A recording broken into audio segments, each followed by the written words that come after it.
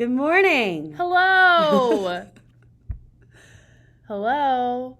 We miss you. We miss you. And we miss you. And you. I don't know how many people are in there, but it is Miss Vervort and Miss K. My friend, Miss K. We will be reading today The Flight of the Honeybee. This is one of my favorite insect books. It's a good one. I think it's an insect. Is it an insect? Insect to me. How do we know? Ooh, what do insects have? I have a thorax, abdomen, and head, 2 antennae, and 3 pairs of legs. I'm pretty sure, actually, I am Looks sure. about right. It's definitely an insect, so that's why we're reading this book.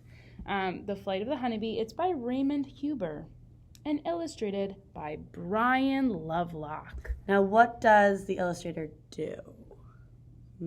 Shout it out. Louder. Louder!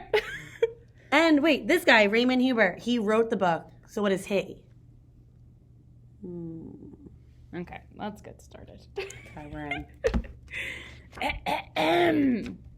It's going to be hard to see. Yeah. Let's try and figure this out. A bee the size of a cherry pit crawls from the hive. Her stripes glow golden in the morning sun. Scout has spent her whole life in the crowded hive. Now it is time for her to fly out and explore the world. Time to search for flowers for which to collect pollen and nectar for food.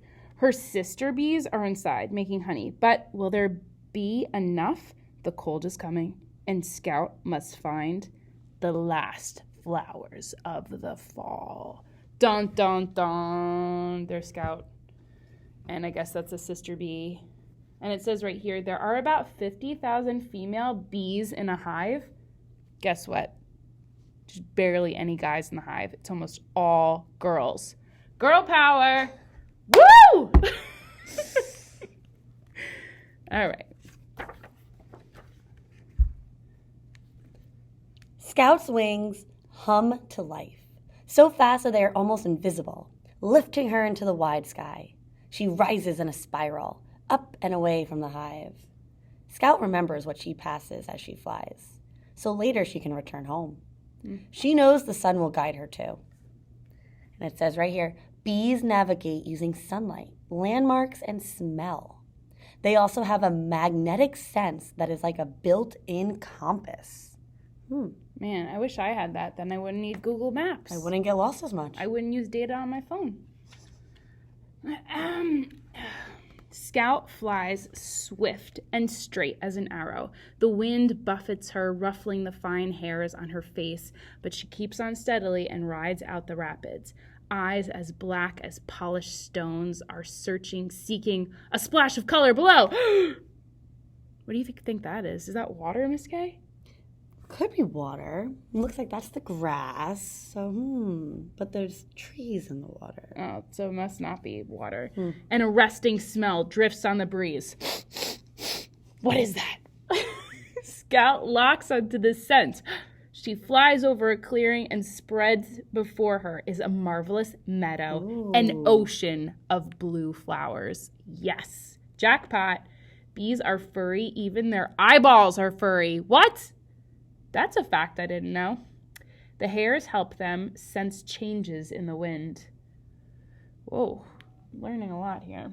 Bees have a powerful sense of smell. They use their antennae to pick up scents. Bees can smell in stereo. Each antenna smells in a different direction. Whoa, so we knew they use their antenna a lot because it helps them smell, helps them touch, helps them sense where they are, but I didn't know each one could be used for something different at the same time. That's weird. That's almost like a chameleon's eyes. One goes that way, one goes the other way. It's like they can look in two different ways. Things. That's very cool.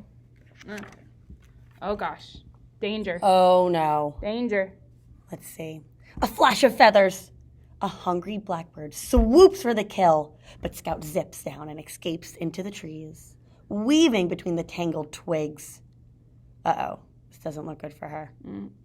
Many creatures eat honeybees, including other insects such as wasps and dragonflies, as well as spiders, frogs, birds, and mammals such as bears and badgers. So there's a lot of things that eat them that I didn't even know. I wonder if they get stung on the tongue. Yeah, I wonder what they do if they do get stung. Let's find out. Yes. When the coast is clear, Scout is drawn to the sea of flowers again. She settles on a velvety petal and plunges her head into the flower. Here is sunken treasure, a cup of sweet nectar. The tip of her tongue shaped like a miniature spoon. The syrup. Scout zigs and zags from flower to flower, spreading pollen around. The pollen clings to her fuzzy body, a sprinkle of sun powder. Bees are charged with static electricity. That reminds me of like when your hair is really staticky in the wintertime and it gets all like clung. Or on our chairs, sometimes our hair just back to it. You have a lot of static in your room. I've noticed your girls have more static than my girls. Very interesting. Yeah, which attracts pollen to their bodies. They have an extra stomach in which they carry nectar home. 2 stomachs. Wow. You know, Miss Kate, I have 2 stomachs. Oh, do you? One for ice cream and one for That's why food. you eat so much. Yeah. And bees have 2 stomachs too. That's pretty cool. That is cool. All right. What is happening? Ooh. Scout has finished drinking. She must tell her sister bees about this field of blue. But a thundercloud cloaks the sun. All at once, the clouds burst. Rain batters Scout to the ground. She crawls under a leaf as hailstone bombs all around her. Oh, no. How scary. Look at the hail. Looks like it could knock her out. Scout, watch out! Bees avoid rain and storms. Raindrops can damage them and chill their wings and their muscles, leaving them grounded so she wouldn't be able to fly anymore, which is not good for a honeybee. Man, it's dangerous being an insect. Yeah. Whew. Oh, what? More danger? Uh-oh. This girl can't catch a break. Look at that. What do you think he is? It looks different than our honeybees. Yeah, I noticed some differences. What is that one? Ooh, okay.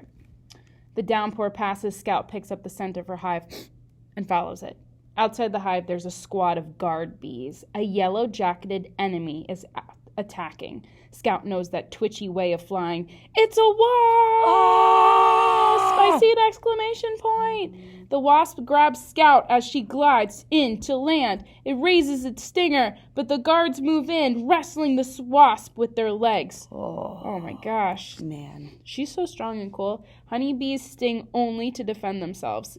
And guess what? As soon as they sting, they die. Oh, and look at this. Wasps invade beehives to steal honey, and they eat the baby bees there. Oh, my goodness. This is like a horror story. Ugh. Okay. Oh, finally, she's home. Scout is safe inside the hive at last.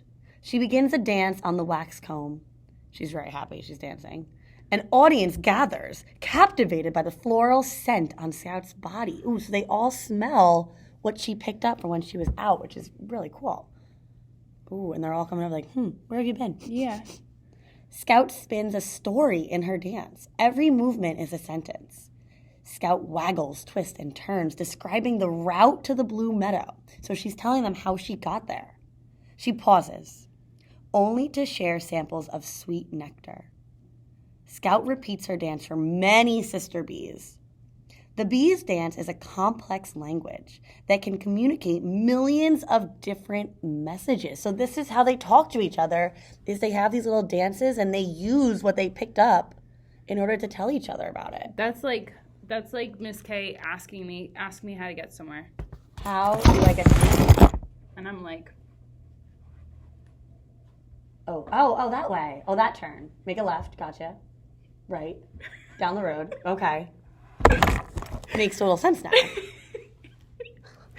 now you guys know how to get to Bootin. Okay. Enough of that one.